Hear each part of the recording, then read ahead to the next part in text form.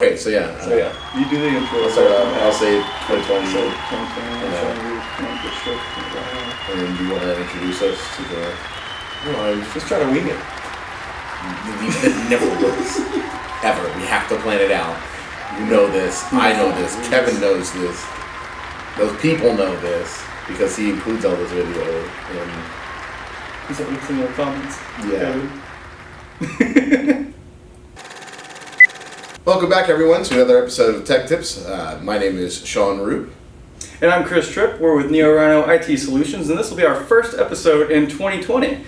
Today we'll be talking about Microsoft Office 365. Pretty much this will just be an introduction, what it is, kind of some of the services, and then later on through the year we'll expand on all of those things that we talked about. There's a lot to cover in this. So, Sean, what is Microsoft Office 365? So in the most basic sense of what it is, it's essentially Microsoft's software as a service solution for business needs, right? So it usually includes Exchange Online, Office licensing, Windows licensing, as well as many other Microsoft products that we'll get into as we go throughout this and other episodes. So, Sean, you mentioned Exchange Online. Absolutely. Microsoft Exchange Online, to expand on that, is a hosted messaging solution that delivers the capabilities of your Microsoft Exchange server, which is normally locally based, but this one is now cloud-based. It gives you access to email, calendar, contacts, and tasks from PCs to the web. And mobile devices as well. Mm-hmm. So that's a really cool thing is the mobile device and Exchange. A lot of people call about that. So I kind of enjoy that feature and how well it works. Yeah. I feel like there was quite a few problems whenever you have a local Exchange server. Sometimes it have an issue and you wouldn't be able to connect or your emails wouldn't be coming in or something like that. But I haven't really seen that problem with this online version. So it's working really well for what they're doing. It also fully integrates with Active Directory, enabling administrators to use group policies as well as other administrative tools to manage Exchange Online features across the environment. Sean, I feel like you're probably a lot more better at explaining other things of Microsoft Exchange other than that base outline. You want to expand on that for us? Sure, yeah, absolutely. So, Exchange Online, it is essentially your Exchange server in the cloud, right? It is that to a T. It does offer a lot of integration. You mentioned integration with Active Directory. There is a sync tool to sync your on-prem Active Directory to the Exchange Online and to the Azure AD, so that you have the same users. You have single sign-on across all your devices and all your accounts. Impressive. As well as if you're not doing local AD, if you're doing Azure AD, it will automatically synchronize itself with that as well. Oh, fancy. So you don't have to worry about having a tool to do that. It just goes ahead and takes over there. Nice. There's pros and cons to the solution itself, right? One of the big ones is your uptime on 365, right? Since Microsoft's server farms are spread, so geographically diverse across, the entire world. And not all of your data is stored in one place at a time, right? So because all those servers out in America, for instance, are syncing to each other. So if one goes down, your default there is another location with that all can your pull data information from if it goes down. So and then along with Exchange Online comes being able to access it on your mobile device, on your Outlook, on up to 5 different workstations that you can have it installed on, and per license, right? Well, for each license though has 5 different devices that you can connect to that account or use that license on. Right. So, okay. It gives you just the ability to be able to use it and access it on so many different devices, or even just accessing it from the web anywhere in the world. You go on vacation, you're staying in a hotel, I need to check my emails, but I don't have cell service or whatever out here. Let me go use the computer in the lobby and and then you would just go to portal.office.com, log in, or Outlook. HTTPS. Of course, HTTPS. In terms of the features that are included with Exchange Online, though, it's the same functionality as what you would find on your on-prem server. It's also available in the cloud as well. just there's more to expand upon it depending on what licensing you have with it, what extra features you want to add, ATP and threat protection and spam filtering and all that. You can throw all those features in all on one main platform. You don't have to you don't have to worry about upgrading your server or any requirements on your side because it's all hosted and managed by Microsoft. Yeah, absolutely. Excellent. You don't have to worry about any of your equipment going down. You still have access to your email other ways. So if your office goes down, you're hit with a natural disaster. It's a part of business continuity. At that point. Yeah. So essentially, as long as if you have an internet connection and Microsoft servers are up, which they have however many there are out there, absolutely, you're able to connect. Yeah. Awesome. Absolutely. Anything else that you can think of? Off the top of my head for that subject, no. But we can move on to the Microsoft Office products and licensing that you mentioned earlier. Absolutely, yeah. So some of the Office products and the things that come with Microsoft Office 365 are the Outlook email application and also all that web access we just talked about. Yeah. OneDrive, which is a file sharing and cloud storage for personal use with your business. So essentially you get a business account, you sign in, you have a OneDrive sign-in. So you sign into OneDrive and you can save your own files there. Yeah, and that's a single sign-on as well. So that's single sign account. Yep. But yeah, and essentially that'll give you your own personal folder within the company, the directory, essentially, so that you can store files that only you would need access to, essentially. You don't have to worry about putting them up on... Nor are you unwillingly sharing them to everybody out there in your SharePoint environment, which is, where everybody would store it if it's going to be something shared. You still can share from your OneDrive. You can share it. Yeah, you can share it out, so... and I guess that gives you sometimes a link, or you can either do it as a link. There's different ways. So when you go into share, right, you can share as a link. You can share the document itself, or you can grant someone permission to view that document. Okay. Yeah. Does that grant view document allow them to edit it in any way? It's granular, so you can choose. So even after that point, you can say, edit this. We have real document here. It's good to go. Exactly. Excellent. I mean, we'll get more into OneDrive in the future, but it's just it's part of a bigger topic that we'll go over. Really, it's really tied almost directly into SharePoint, which is another feature that is included in most of, if not all of Office. I think SharePoint licensing. And I think SharePoint uses the OneDrive application to piggyback in the sign-in world. Basically, it uses OneDrive to synchronize your SharePoint data down to your local machine. So like, for instance, we have our Teams set up here with files in our Teams, and we have those sites synced to our OneDrive on our desktops. So and you can do that across the entirety of your SharePoint platform through OneDrive, and it just makes it easy. And that way you can fluid. Yeah, exactly. You can take your laptop and go anywhere and still access those SharePoint files as if they were mapped locally on your machine without having to log into the web portal and download the document and then edit it and then re-upload it. You don't have to worry about all that. Well, and also with Office 365, you have the web version of the Office app. You do, yeah, absolutely. So you don't even have to download it anymore. You can just open it and edit it. Yeah, you could go straight to the team. You could go to the SharePoint site itself, edit the document on the web browser because you have access to the web version of the Office applications, and then just save it, and it saves the changes directly to where you...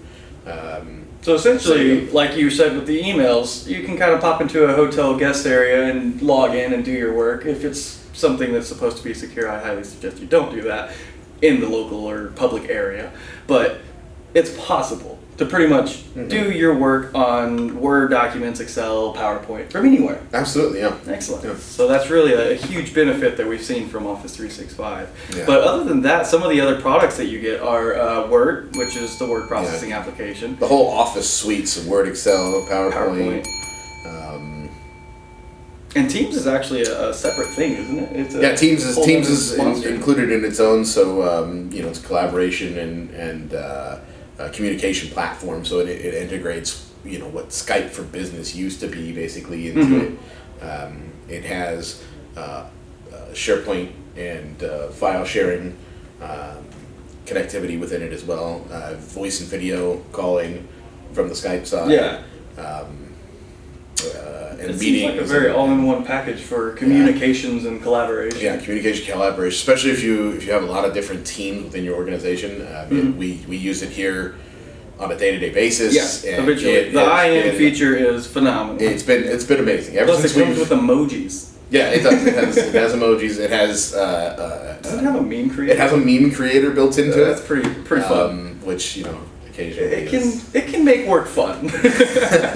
But other than that, Microsoft Office also comes with OneNote. OneNote, yeah. Which we use for our episodes now, for these episodes. And I can type something into my OneNote, and then Sean can be halfway across the world and type his notes in, and it actually tells you who typed what portion. Yeah. And I think one of the really cool features is the anti-plagiarism feature. Yeah. I don't think that's what they actually call it, but that's what I want to call it. Because you can copy something from online and paste it into OneNote, and it will put the link you copied it from right under it. It's so amazing. Useful. Yeah. I have just recently started using OneNote more.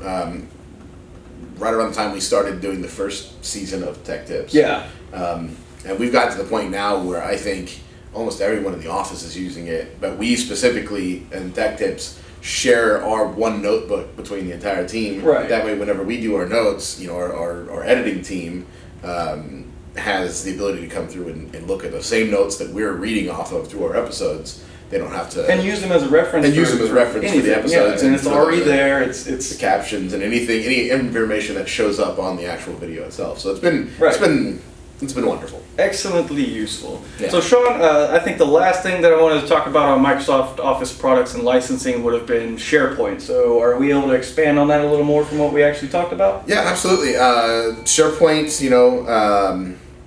it is essentially a collaboration and document housing software as a service, essentially. Okay. There is a lot of functionality that we will dive into, but we're just going to try to keep it real brief and easy for you guys today. But essentially, you can access it on the web. You can access it through your OneDrive, right? You can host the intranet for your company, so like a team site or a company intranet site for that particular organization. You can also do... and isn't that one kind of based on your sign-in? So you type in your login information initially to the portal, and then as soon as you do that, it takes you to that intranet page if you're signing in with your account? You can have it set up, so typically there will be a specific web address that's assigned, or a specific URL that's assigned to that page. Yeah. And that'll be like a lot of companies will set that as like everyone's homepage on their browsers. That way you get in, you open up your office, and boom, you're into the internet. You can see all the details that people put up. Yeah. But then on the flip side, there are people that don't use the internet option or the site portion of SharePoint because it's not for everyone, right? Not everyone needs an intranet site. A lot of the smaller businesses may not see the benefits instead of using an intranet site, and especially it's company dependent. It's company dependent. I think the more we move into teams, I think the further away we're going to start to get from intranet sites. And that would make sense because a lot of the organization you can do with teams. Exactly, a lot of the collaboration that you would do on the SharePoint intranet, you will find within Teams now, and you won't have to worry about having everyone go to that site every day to check and see if there's something new. Right. But there's much more than what we could fit in. We'll even probably a video have an entire video. There will be absolutely an entire SharePoint, probably paired with OneDrive, SharePoint OneDrive video in the future that just kind of really digs. With my lovely OneNote app, I could actually look. But at its core, essentially, it is a web-based collaborative platform that hosts your files in the cloud. You can map to it as if it were a local server within your organization. Yeah, and essentially that map drive just points to that URL that folder is in place on SharePoint. Yeah, and then you use your credentials, your single sign-on credentials, once to connect to it, and then you're good to go. Awesome. Or you just use OneDrive and you don't have to worry about mapping it like that.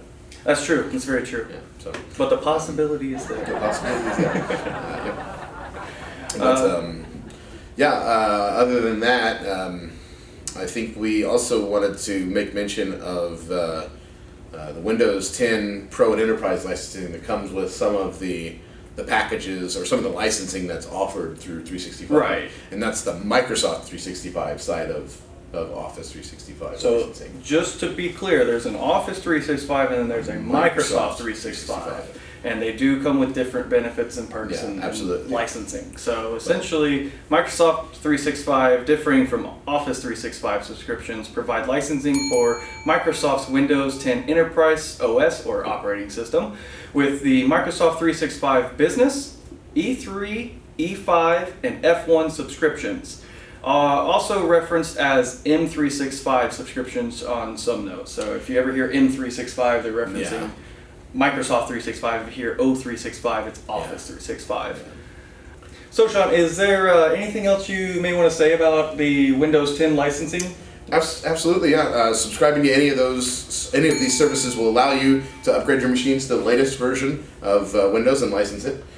So especially with Windows 7 coming to the end of life as of right now. That was the 14th, yeah, the 14th, yeah. January. Yeah. And then Windows 8 will eventually head that way as well. This gives you the opportunity, so you don't have to worry about constantly buying the next version. Because Windows 10 is supposed to be the last version, and they're just going to do updates. They're just going to continue to update. Yeah. So that alleviates you having to go out and buy the $200 upgrade pack that they offer for 7 to 10, right? Or a new licensed version right out of the box, right? That lets you extend the life of your machine especially if it's a relatively new machine too. Yeah. And you happen to be at the tail end of the Windows 7, that could be pretty useful. I think one of the other benefits is having those the ISO images for Windows 10 accessible from your account. Yeah. Like as soon as you assign that M365 license to that account, you're able. Well, once it provisions, obviously. Yeah.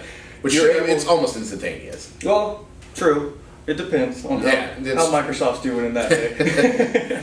But essentially, I think that's really cool that you can just go and download the ISO, because I think that was one of my major issues in this world of IT is, where's the install disk, or where do I go find it? And then there's other problems like whose account is it tied to? Yeah. And whenever you log into the account, it just shows that you had like a license, but it didn't say if it was assigned or not or anything like that. So you were just like, I hope it's that one. Yeah, especially when it came to like OEM licensing. Yeah. We're a Dell house, so we use a lot of Dell products. Yep. And so a lot of times Dell doesn't ship with recovery media unless you pay for it out of the box. Yeah. I think their recovery media is not excessively It's expensive. not, but you still have to have it shipped. So yes, there's still a time gap there. So now you're able to just go in and download the installer. You can drop it on with that license in 365 and not worry about it at that point. And so essentially with this, I'm going to break away from what we have down. Windows 10 Pro can upgrade to the Windows 10 Enterprise that this M365 comes with, right? But not Home, right? I believe so. Okay. And we'd have to verify that particular part, but when we go over the difference in licensing, we'll have more information on what is included and what can be upgraded to what.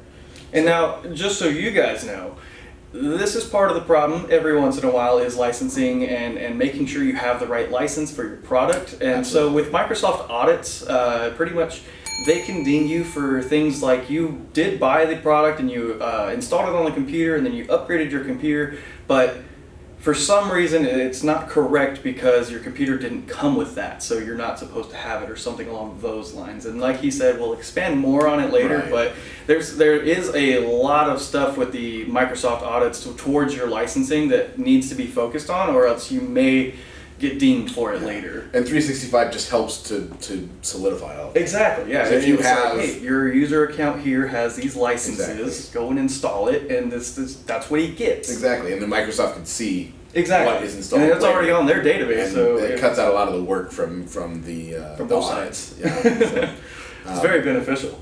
Absolutely, yeah.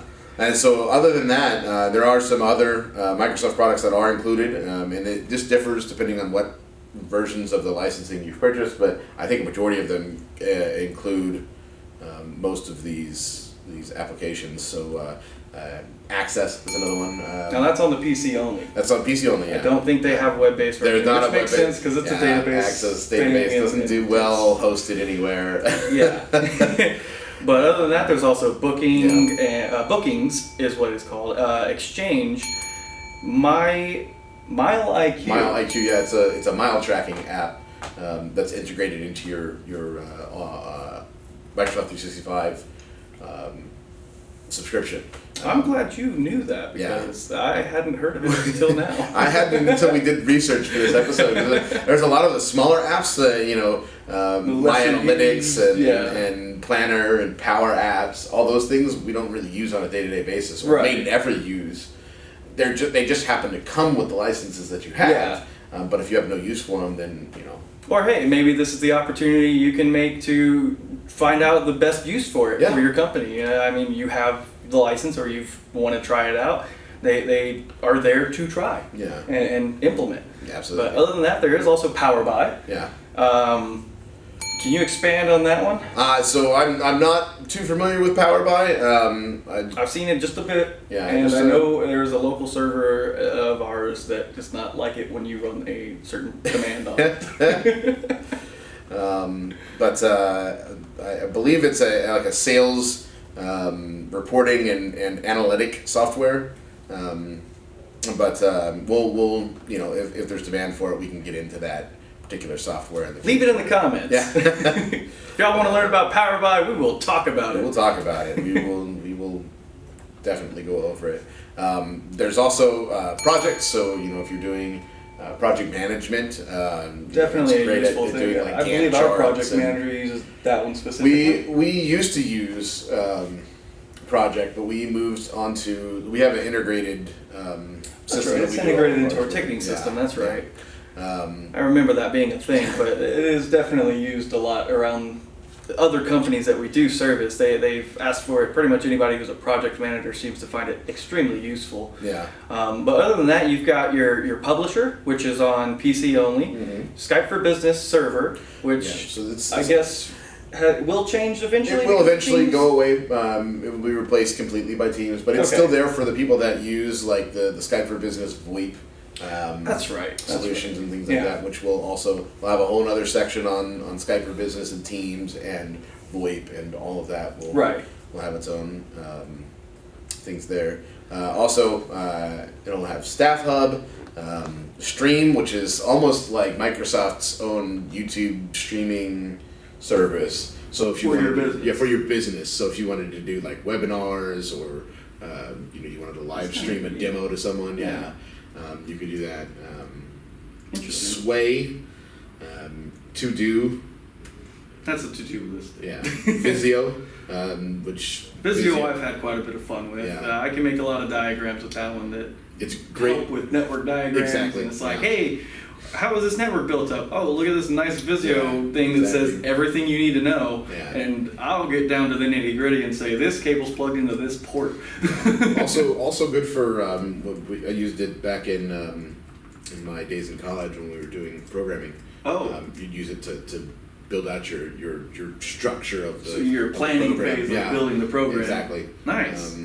But other than that, they have Whiteboard and Yammer. So Whiteboard is simply just what it sounds like. It's a virtual whiteboard. And then Yammer is kind of like Microsoft's Facebook for business. It's like LinkedIn, like a social Facebook, media sort of a thing, but only internal to whoever has access to your company and then whoever you grant access to externally.